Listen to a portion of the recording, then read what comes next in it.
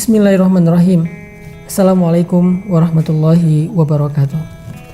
Saya ingin menyampaikan beberapa nasihat dari ulama untuk kita semuanya yang merasa pernah meninggalkan sholat atau yang sampai hari ini masih mengabaikan sholat, masih sering meremehkan ibadah sholat.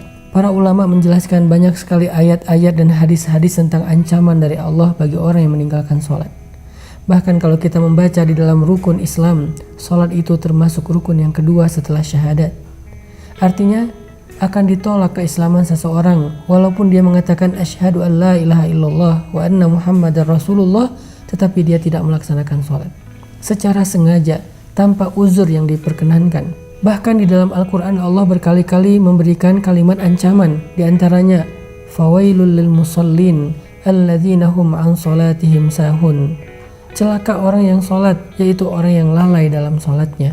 Apa maksud lalai dari sholatnya? Dia udah sholat tetapi sholatnya asal-asalan. Orang yang sholatnya tidak khusyuk. Orang yang sholatnya kadang dia lakukan, kadang dia tinggalkan. Orang yang sholatnya buru-buru tidak memenuhi rukun. Orang yang sholatnya yang gak benar wudunya atau bersucinya. Bagaimana dengan orang yang tidak sholat? Makanya Allah Subhanahu wa Ta'ala menggolongkan di antara ciri-ciri yang paling jelas terhadap kemunafikan seseorang adalah dia malas dalam ibadah sholat. Bukan tidak sholat, malas dalam ibadah sholat. Allah berfirman di dalam surat An-Nisa, wa idza qamu ila shalah qamu kusala. Kalau mereka berdiri untuk sholat, mereka berdiri dalam keadaan kusala, bermalas-malasan.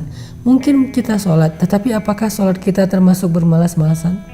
Bagaimana dengan tarawih kita? Apakah termasuk bermalas-malasan? Kita mencari tarawih yang paling cepat, yang hanya dalam hitungan 15 menit selesai 20 rakaat atau 11 rakaat. Jangan-jangan kita termasuk orang yang sahun walaupun sholat, lalai walaupun sholat. Jangan-jangan kita termasuk orang yang kusala, orang yang bermalas-malasan walaupun kita lakukan ibadah itu. Seandainya kita termasuk orang-orang yang lalai atau orang-orang yang bermalas-malasan dalam sholat, na'udzubillah, berarti masih ada kemunafikan di hati kita, tertolak iman dan Islamnya di sisi Allah Subhanahu wa Ta'ala. Teman-teman yang dirahmati Allah, sholat adalah satu-satunya ikatan antara kita dengan langit. Sholat adalah satu-satunya ikatan antara hamba dengan Allah. Sehingga ketika kita meninggalkan sholat satu kali saja, berarti kita telah memutuskan ikatan kita dengan Allah. Lalu bagaimana kita akan mendapatkan pertolongan Allah ketika kita butuh, sementara kita nggak punya ikatan apa-apa dengan Allah? Ketika kita tidak punya ikatan apa-apa dengan seseorang, bagaimana kita akan berharap orang itu menolong kita? Seorang perempuan yang tidak punya ikatan apa-apa dengan mantan suaminya, bagaimana dia akan meminta nafkah kepada mantan suami itu? Begitu juga kita dengan Allah. Kalau ikatan kita dengan Allah sudah kita putuskan, bagaimana kita meminta rezeki dari Allah? Bagaimana kita meminta perlindungan dari Allah? Bagaimana kita meminta Allah memperhatikan dan mengurus kita, padahal kita sendiri yang memutuskan ikatan dengan Allah? Satu-satunya, kata ulama, ikatan antara hamba dengan Rabb-nya adalah as-sholah.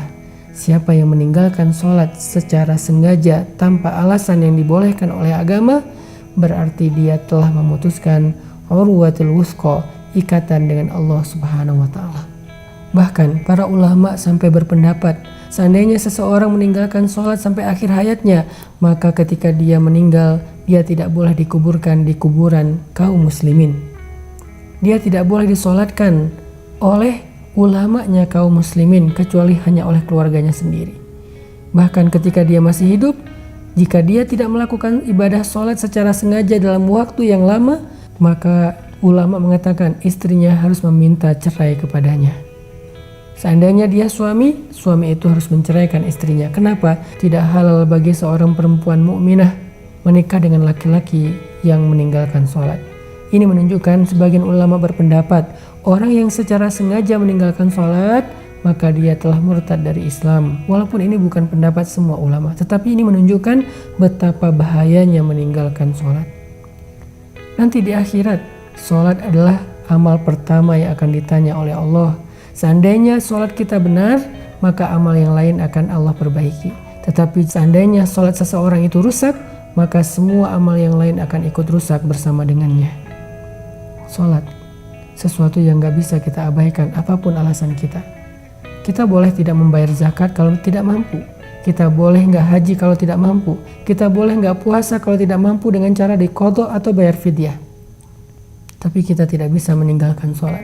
Karena jika kita tidak bisa melakukan tepat waktu, karena lagi musafir, kita bisa menjamak.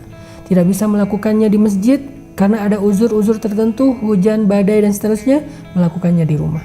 Tidak bisa melakukan secara berdiri, bisa duduk atau berbaring. Tidak ada alasan meninggalkan sholat, saking pentingnya ibadah ini.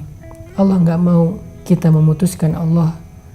Orang yang meninggalkan sholat berarti dia telah memutuskan hubungannya dengan Allah. Apa rasanya diputuskan? Tanpa alasan. Kita udah baik kepada seseorang, kita perhatian kepada orang itu, kita berkorban kepada orang itu, kita memberikan semua hak orang itu. Tapi tiba-tiba dia ngajak kita putus tanpa alasan. Gimana perasaan kita? Begitulah perasaan Allah ketika hambanya memutuskan hubungan dengan Allah dengan cara meninggalkan ibadah sholat. Padahal Allah selalu memberikan kebaikan dalam kehidupannya. Jangan putuskan Allah dengan meninggalkan sholat. Mudah-mudahan ketika kita menjaga sholat, Allah akan menjaga kita. Barakallahu fikum.